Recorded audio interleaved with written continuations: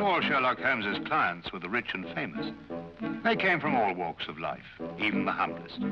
Indeed, he was more apt to give heed to the humble client, the minor tragedy, because that was the nature of the man, human and understanding. Yeah, hang it all, Holmes. Let me have a look. After all, I did buy the beastly thing. Why don't you wait for moving pictures, Watson? Much more interesting, you know. Pictures that move? Ridiculous. I'm not being ridiculous. They've already been invented by a Frenchman named Lumiere, and an American, Edison, seems to have made it quite practical. Absurd. He'll never get anywhere with them, you'll see. Not commercially anyway. Nobody will be interested. Come in.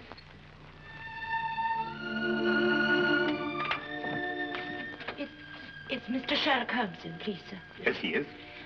I'd like to see him if he'll speak to me, please, sir. Of course he will.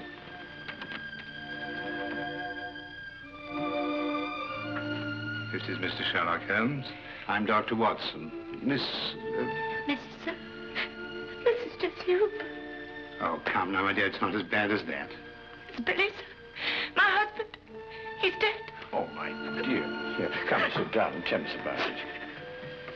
Get a cup of tea, Watson. They say he hanged himself, sir, 3 days ago in a hotel in Glasgow. Oh, yes, I remember. William Hooper, a traveling salesman with Whipple Brothers, I believe. Yes, sir. Brooms and brushes. He was on his last job for the firm. They were letting him go. Yes, sir, but Billy would have found another job. He wasn't afraid to work. Of course he wasn't. He didn't hang himself, sir. He didn't. Jessie, I believe you have a baby. Yes, sir. 6 months old. Is there any insurance? Yes, sir, but they say because Billy hanged himself. The policy won't be paid. Tell me, Jessie, when did you last see Billy? On the day he went up to Glasgow, on the train. I went up part of the way with him to Doncaster. To cheer him up, I take it. Yes, sir.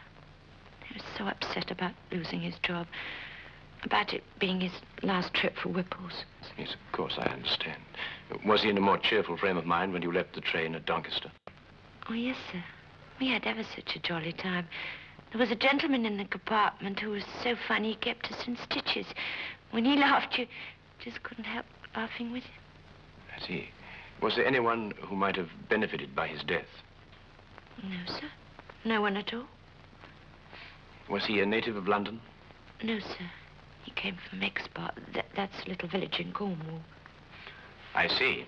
Well, I can't promise anything, Mrs. Hooper, but I'll certainly do my best. Now, where can I get in touch with you? Number 26 Western Lane. And sir, there's something I must tell you. Yes, Jessie? I'm not very well off, and what with the expenses of the baby and... Never mind, never mind. There's no fee. Oh, thank you, sir.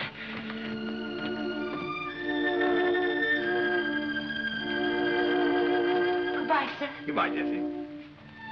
Sir, I don't know how to...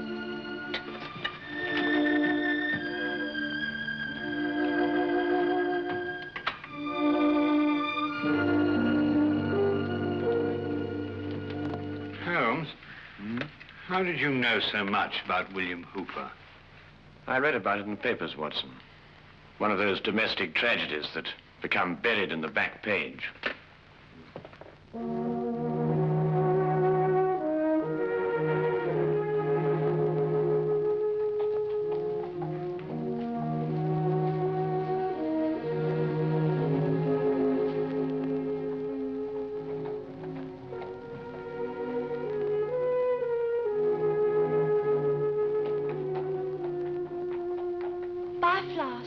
No, thanks.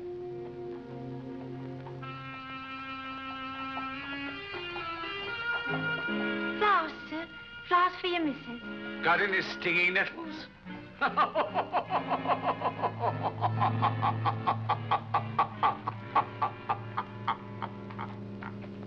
If you want to kill somebody, you can poison them or shoot them or stab them or push them over a cliff if you like, but you don't hang them. It's too deucedly awkward. Unless, of course, you want to make it look like suicide. Oh, Watson, be a good fellow, would you, and buy me 15 feet of manila rope before we go up to Glasgow? Well, we could buy that anyway. Glasgow?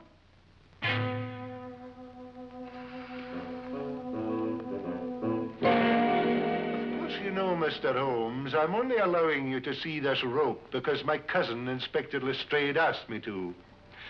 He tells me you've been a wee thing useful to him down there in London from time to time.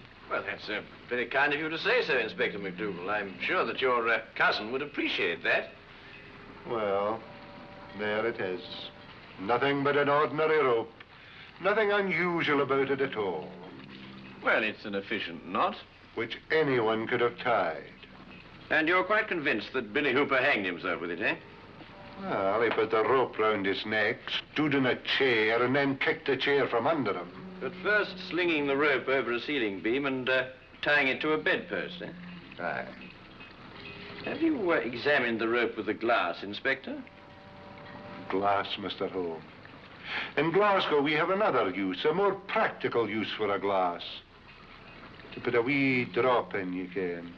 Oh, yes, yes. Then you'll find this glass a wee bit different, Inspector. It helps you to see things more clearly.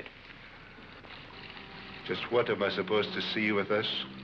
That the fibers on the rope that were slung over the beam point towards the noose. I can see which way they point, but I can't see the point of them. Ah, well. You will, Inspector. Now I should like to have a look at Billy Hooper's shoes and the room in which he was supposed to have hanged himself. Mr. Holmes, I'm beginning to have a great deal of sympathy for my cousin, Inspector Lestrade, to say nothing of the entire London police force.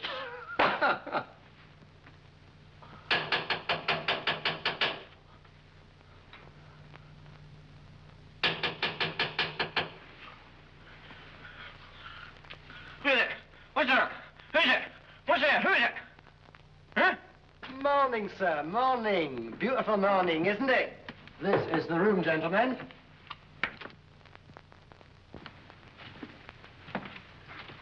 This is the beam, I presume, over which the rope was slung. And this is the bedpost the laddie tied the rope to. Interesting. Just a little routine detection, sir. Why don't you go back to sleep? Watson, let me have the rope you bought in London, would you? Yes.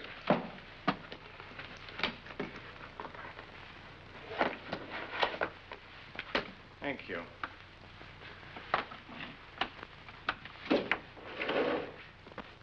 Now, would you come and stand under the noose? Just a minute, Holmes. What are you up to? Mr. Holmes, I'm afraid I can't allow you to hang your friend in my presence. Oh, very well. I only wanted to make the demonstration as graphic as possible. Would you hold it, Watson? Now, observe the rope, Inspector, passing over the beam as I hoist Watson up. What is all this in aid of? Oh, just an experiment, Watson. I believe you put on a bit of weight, old chap. This nonsense in aid of. Let's have a look at the rope. Inspector, observe that part of the rope which passed over the beam. You'll note that the fibers point towards the noose. Exactly like the fibers of the rope Hooper was hanged with. Well, so they do. But if he had hanged himself by kicking the chair from under him, his body dropping down would have caused the fibers to bend in the opposite direction, away from the noose. I've got it, Holmes. And because the fibers bend towards the noose, therefore, Hooper must have been pulled upwards. And since he obviously didn't pull himself up, someone else must have. And that is murder. Murder? What are you talking about? The late William Hooper, sir. Mr. Holmes here, by a brilliant feat of detection, has just proved conclusively that he was hanged here, in this very room. Hanged in this very room? Oh, let me go in here. Hanged.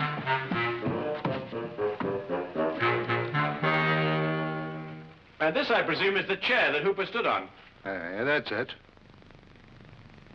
Yeah, there are no scratches on the seat. And there was a nail sticking out of Hooper's right shoe. Further evidence if you require any, Inspector.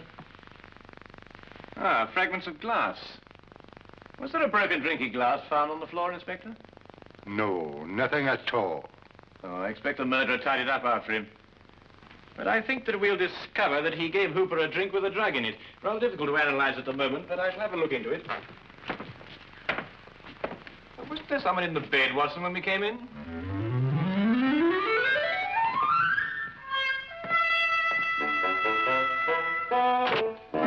John Carver, 28 Minute Road, Birmingham. Henry Hampton, 76 Casket... 76 Casket Lane? Do you recall Hampton? Hampton. Yes, I remember a salesman, I believe. Stayed just the one night, not one of our regulars. Did you notice anything in particular about him? No. Yes, he limped. That's right, he limped. He limped, did he? That will prove useful. Thank you.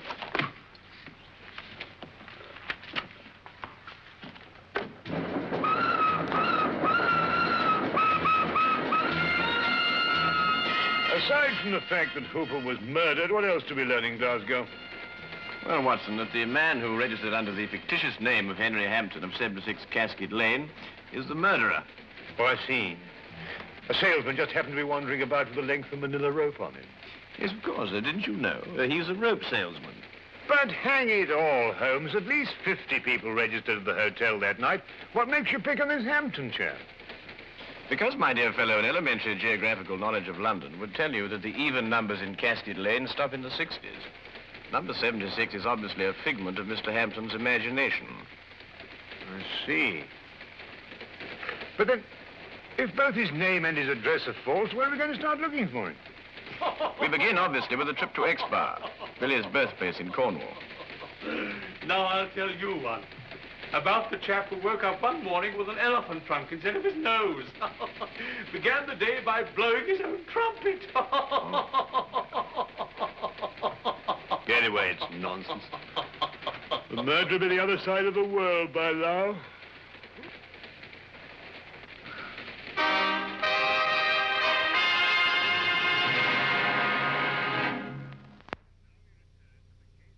And now we return to the case of the Jolly Hangman.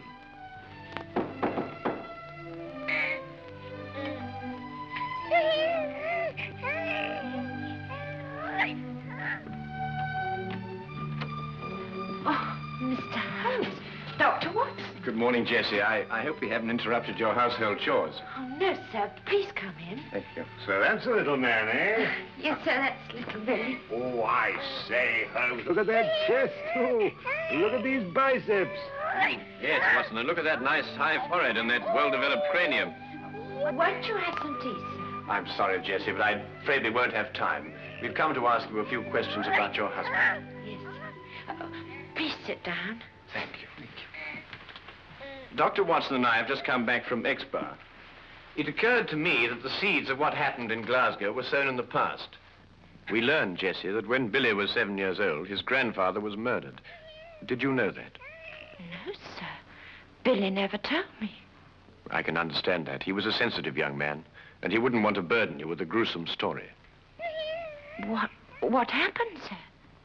Well, at that time, Billy was living alone with his grandfather on an isolated farm. One night, the old man gave shelter to a stranger. The following morning, Billy's grandfather was found murdered, and Billy was discovered incoherent with fear, hiding in a shed. The murderer was never identified. The only thing that Billy could tell the police was that the man limped. Exactly, Watson. However, years passed.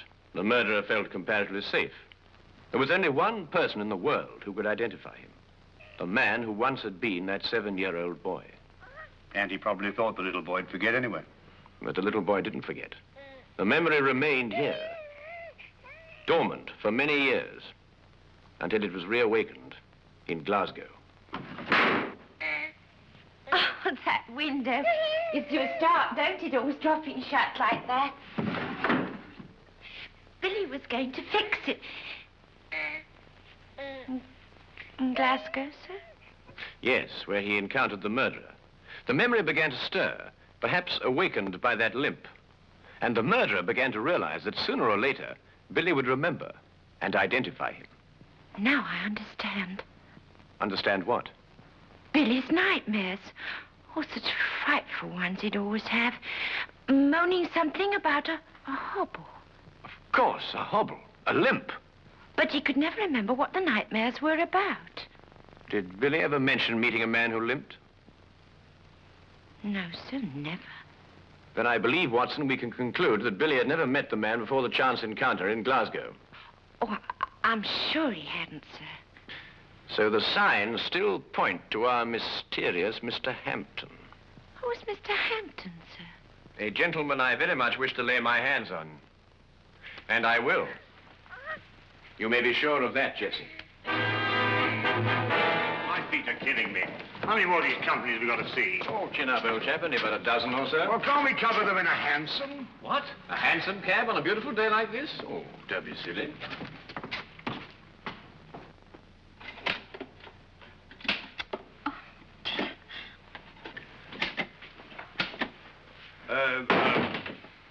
Good afternoon. Do you use a colon or a semicolon after, dear sir? Oh, colon, miss. Now, come along, Holmes. You know better than that. A semicolon, young lady. But I can't find either. Tell me, is your sales manager in? A sales manager? That'd be Mr. Thornton, wouldn't it? Or Mr. Baxter? Yes, Mr. Baxter. Did you have an appointment with him? No. Must we have one? I don't know. I'll ask him.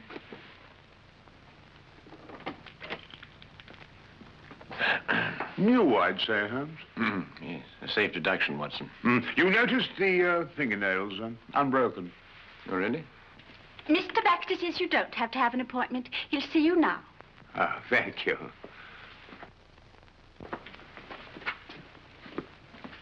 Good afternoon, gentlemen. Good afternoon. And what may I do for you? Good afternoon. My name's Dr. Watson, and this is Mr. Sherlock Holmes. Sherlock Holmes, eh? Oh, this is an honor. Not here to arrest anyone, though, I hope. Would it be an imposition to ask for your salesman's itinerary during, let's say, the last few weeks? The cities they've covered? No sooner asked than done, as the genie said. Oh, must be in the file drawer. Our road chart, you know. Dr. Watson, would you mind getting it? It's in the drawer over there. Yes, of course I will. The brown folder. Yes, that's it. Thank you. Now, let's see, shall we? Johnson covered Wales all this month. Harkinson over in Ireland. I'm quite sure you've had no one in Glasgow. That's right. Used to go on the road myself, but not any longer. Can't stand the trains. Haven't been in one for years. Yeah. Well, thank you very much indeed. And good day to you, sir. Good day. Come back if you've got any loose ends to tie up.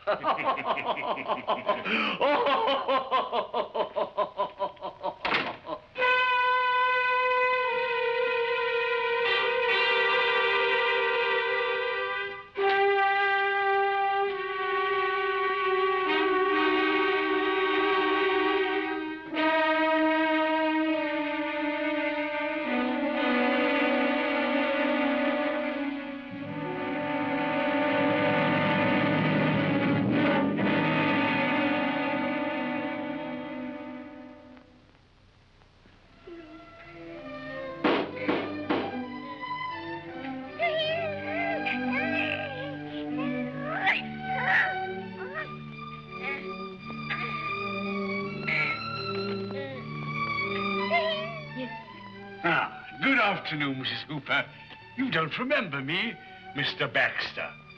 Oh, yes, of course I do, sir. Won't you come in? Thank you. You were the jolly gentleman on the train with Billy and me. Give me your coats. Oh, thank you. I've come to offer you my deepest sympathy. Yes, sir. Oh, a tragedy, a tragedy. He was a fine boy. Yes, sir. Oh, there. Come now, little lady. There's always a ray of sunshine somewhere. Ah, there it is.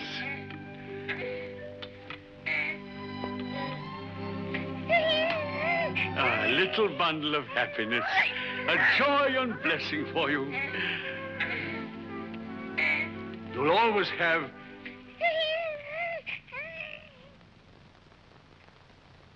Ah, that's right. You didn't know, did you? I was seated all the time you were in the compartment, wasn't I? Well, just goes to show you, we all have our trials and tribulations. Yes, sir. Oh, but here am I, forgetting what I came for. How'd you like a job, little lady, and someone to take care of the baby? Oh, sir. Then let's have a cup of tea and talk about it, shall we? Oh, sir, I don't know how to thank you. I'll do anything. I'll send you to a secretarial school, and then you'll be my secretary. Oh, sir, that would be wonderful. You know, I didn't know how I was going to manage. Oh.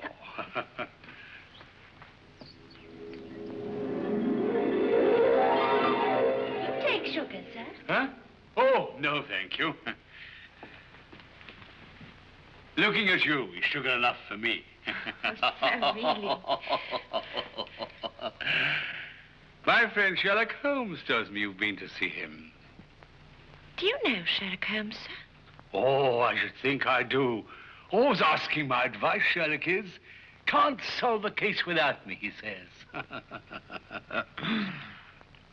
He and Dr. Watson went up to Glasgow, you know, inquiring at the hotel where Billy was. And then they went down to Exbar. How do you know all that, sir?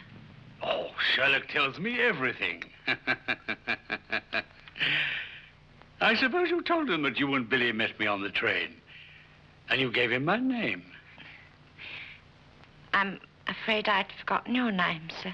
Had you now? Then you're the only one who knows, eh? Well, wouldn't Sherlock be surprised to find that I'd met Billy on the train? Yes, indeed. Wouldn't he be surprised? Yes, sir. Now, drink up your tea, and we'll talk about your new job. Huh?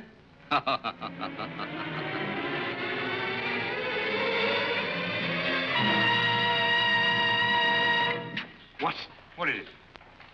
On the train coming down from Glasgow. What about the train? That's where we heard that laugh. By Jove, you're right. The man telling jokes in the next compartment. Oh, I've been a fool. Why do you suppose he sent you to get that road sharp when he could have got it himself? Well, I suppose I was nearest to him. No, because he didn't want us to see that he limped. Don't you understand? He's the jolly man in the train who cheered up Billy and Jessie. Yeah. Cabby! Cabby! Here! Quickly, Watson. We've no time to lose. I'm right behind you. Baxter's office? No. Who's the only person who can prove that Baxter met Billy? Why, Jessie. Yes, of course. 26 Western Lane, driver and fast. We've got to stop another hanging. Just sleep. Sleep.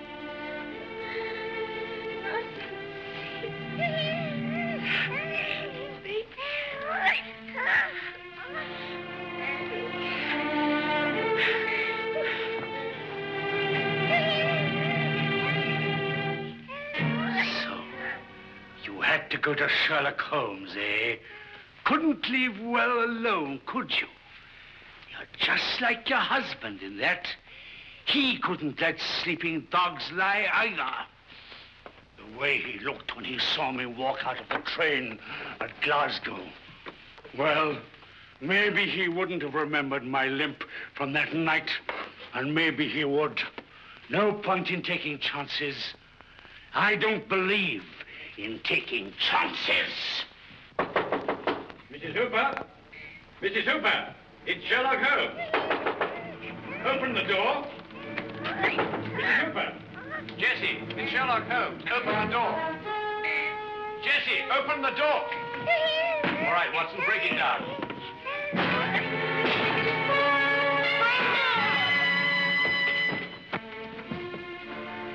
It's all right, she's just drugged. Look, what?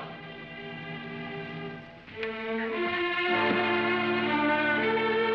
no.